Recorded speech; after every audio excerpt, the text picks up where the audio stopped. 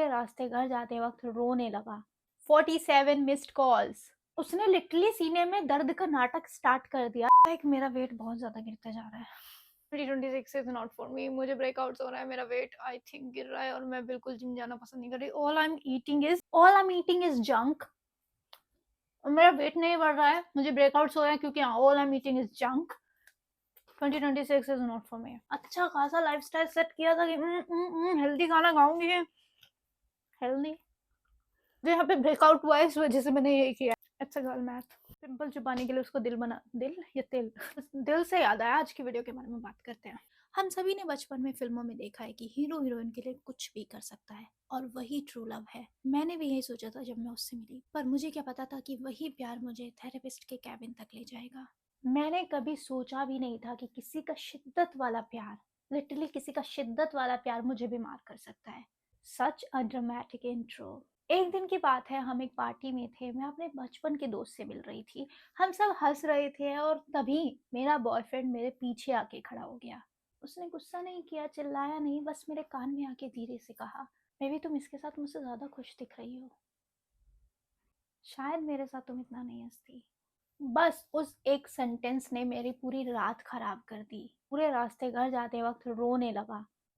मुझे बहुत हंसी आ रही है यार, ये man child behaviour. Concentrate, character पे चलते हैं। कहने लगा, मैं तुम्हारे बिना मर जाऊंगा, मैं तुम्हें किसी और के साथ हंसते हुए नहीं देख सकता क्योंकि मैं तुम्हें बहुत चाहता हूँ। Man child. मुझे उस वक्त उसके ऊपर बहुत तरस आया, पर अब समझ में आता है कि वो तरस नहीं था, वो ट्रैप था। उसने मेरे दोस्तों से मिलना बंद करवा दिया और मुझे लगता था वो मुझसे प्यार करता है। This is the first step. अगर कोई टॉक्सिक और मैनिपुलेटिव होता है, सबसे पहले तुम्हारे दोस्तों को खाता है। सेकेंड इंसिडेंट, एक रात हमारी छोटी सी बहस हुई और मैंने उसको कहा कि मुझे स्पेस चाहिए।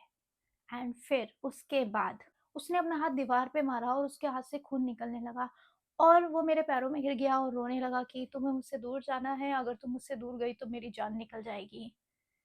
मैं लिटरली डर गई और मैंने सोचा कि यार ये लड़का मेरे लिए अपने आप को चोट पहुंचाने तक तैयार है, कितना पागल है मेरे लिए। पर सच तो ये था कि वो मुझे गिल्ट दे रहा था। That's true. अगर तुम्हारा बॉयफ्रेंड तुम्हारे साथ भी सेम हरकत कर रहा है, नॉट लव। उसने लिटरली मुझे एक ऐसी जेल में डाल दिया था जिसका चौकीदार वो खुद था और वो जेल प्यार के नाम पे बनी थी। That's how manipulative and narcissist people act. एक दिन मैं अपनी ऑफिस की ट्रिप पे गई थी 2 दिन के लिए और वो मुझे छोड़ने के लिए एयरपोर्ट तक आया और रोने लगा कि मुझे हर घंटे कॉल करना वरना मुझे नींद नहीं आएगी। और मुझे लगा कि वो कितना केयरिंग है। पर वहां पहुंचते ही ड्रामा शुरू हो गया। मैं एक मीटिंग में थी, मेरा फोन साइलेंट पे था और 2 घंटे मैंने अपना फोन चेक नहीं किया और लिटरली 47 मिस्ड कॉल। मैं लिटरली डर गई और मैंने जैसे ही कॉल बैक किया वो लिटरली रोने लग गया। मुझे बोलने लग गया कि तुम्हें मेरी कदर नहीं है, तुम वहाँ एंजॉय कर रही हो और मैं यहाँ तुम्हारे लिए तड़प रहा हूँ। अगले दिन लिटरली मुझे अपनी ट्रिप छोड़ के वापस आना पड़ा। उसने मुझे एहसास दिला दिया कि मेरा करियर, मेरी ग्रोथ उसके सुकून से ऊपर नहीं है। उसका सुकून मैटर करता है, मेरा करियर, मेरी ग्रोथ, मेरी जॉब अपॉर्चुनिटी कुछ मैटर नहीं करती। तुम सब लोग पैटर्न नोटिस क्यों नहीं करते हो? कहाँ से आते हैं ऐसे लोग जो हर वक्त बस रोते रहते हैं? और कैसे झेल पाते हो यार? मेरा तो यहाँ तक ऐसा लगेगा कि मैं सांस नहीं ले पा रही हूँ। एक रात हम साथ में बैठे हुए थे और उसने मेरा इंस्टाग्राम खोला और वो मेरे पुराने दोस्तों की फोटोज देखने लगा। उसने चिल्लाया नहीं, बस दुखी होके बोला कि ये लड़का तुम्हें ऐसे क्यों देख रहा है? ऐसे क्यों देख रहा है तुम्हें ये लड़का? ऐसे क्यों देख रहा है? बस देख ही तो रहा है। क्या मैं तुम्हारे लिए काफी नहीं हूँ जो तुम्हें इनके लाइक्स की जरूरत है? Girl, save yourself. उसने लिटरली उस दिन मेरे बहुत सारे दोस्तों को ब्लॉक कर दिया और मैंने उसको कुछ नहीं बोला क्योंकि उसने मुझसे कहा कि मैं चाहता हूँ हमारी दुनिया में बस हम दोनों हों।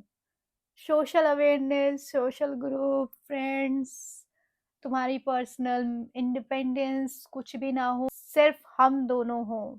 मुझे उस टाइम पे लगा कि वो कितना लॉयल है, पर सच तो ये था कि वो मुझे एक्चुअली दुनिया से काट रहा था ताकि मेरे पास उसके अलावा और कोई ना बचे। That's so true. वो लिटरली तुम्हें आइसोलेट कर रहा है हर एक पर्सन से ताकि तुम्हारी लाइफ डिपेंड हो जाए उस पर्टिकुलर पर्सन के ऊपर।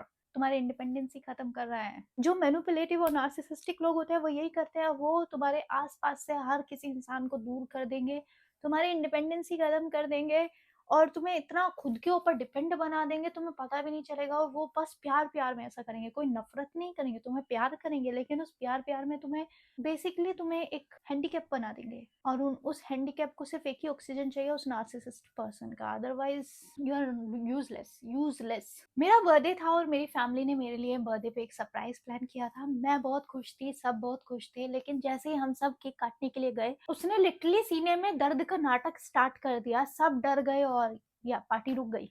जब हम दोनों रूम में गए, मैंने उससे पूछा क्या हुआ, तो उसने मुझे क्या बोला? उसने मुझे बोला कि तुम सबके साथ इतनी बिज़ी थी कि तुम्हारे पास मेरे लिए टाइम ही नहीं था। तुमने मुझे एक बार भी नहीं देखा। तुमने मुझे एक बार भी नहीं देखा। मेरा लिटरली दम घुटने लगा। उसने मेरी लाइफ का सबसे खुशी वाला दिन गिल्ट ट्रिप बना दिया। एंड या उस दिन मैं अपनी केक की जगह आंसू पी के सोई। भाई गॉड, क्या लड़का था। धीरे धीरे लिटरली मैं उससे डरने लगी, उसके गुस्से से नहीं, उसके रोने से। वो रोता था और मैं लिटरली टूट जाती थी। फिर एक दिन मैंने अपने आप को देखा और मुझे ऐसा लगा कि ये क्या लिटरली मैं हूँ? मतलब मैं एक 22-23 साल की लड़की हूँ और मैं एक जिंदा लाश दिखाई दे रही हूँ मुझे। उसने लिटरली मुझसे इतना प्यार किया कि लिटरली मैं ही नहीं बची। उसने मुझे अपना खिलौना बना दिया, जिससे वो जब मन करे खेल सकता है। और या वो अपनी मर्ज़ी से मुझे सजाता और जब उसका मन करता तो वो मुझे रुला देता। उस दिन के बाद मैंने अपने फ्रेंड से कॉन्टैक्ट करना शुरू किया एंड मेरे फ्रेंड ने मुझे एक थेरेपिस्ट का नंबर दिया। एंड ऑनेस्टली थेरेपिस्ट के पास जाना इतना ईज़ी नहीं है, बट मैं जैसे ही थेरेपिस्ट के पास गई और मैंने चीज़ें बतानी शुरू की, थेरेपिस्ट ने मुझे एक चीज़ बोली कि क्या ये सब कुछ अगर तुम्हारी छोटी बहन के साथ होता, क्या तुम तब भी बोलती कि ये प्यार है? एंड ऑनेस्टली इस पर्टिकुलर लाइन के बाद मुझे रियलाइज़ हुआ, क्या सच में वो प्यार था, इसको प्यार बोलते हैं? एंड ऑनेस्टली उनके उस क्वेश्चन से मुझे रियलिटी चेक मिला कि वो प्यार नहीं था, मैं इसको प्यार नहीं मानती। एंड उसके बाद मेरी हीलिंग शुरू हुई एंड उसके बाद मुझे समझ में आया कि जो हाथ आपको सहारा देने के लिए थामे जाते हैं, वही अगर आपका गला दबाने लगे तो इसको प्यार नहीं, ऑब्सेशन कहते हैं। And that's true. It's a obsession, not a love. Literally हम बहुत लोगों के लिए सिर्फ एक खिलौना है जिसके साथ वो खेलना चाहते हैं। इसका प्राइम एग्जांपल बहुत सारी मूवीज हैं, लाइक नेटफ्लिक्स पे रिसेंटली ऐड हुई थी द गर्लफ्रेंड, तो वो मूवी और ये मूवी काइंडा, मूवी कह रही हूँ, ये स्टोरी काइंडा सेम है। कुछ लोग आप पे चिल्लाते नहीं हैं, कुछ लोग आप पे गुस्सा नहीं करते, लेकिन वो एक ऐसा एटमॉस्फेयर तुम्हारे आसपास क्रिएट कर देंगे कि तुम्हें समझ नहीं आएगा कि वो गलत है या तुम गलत हो।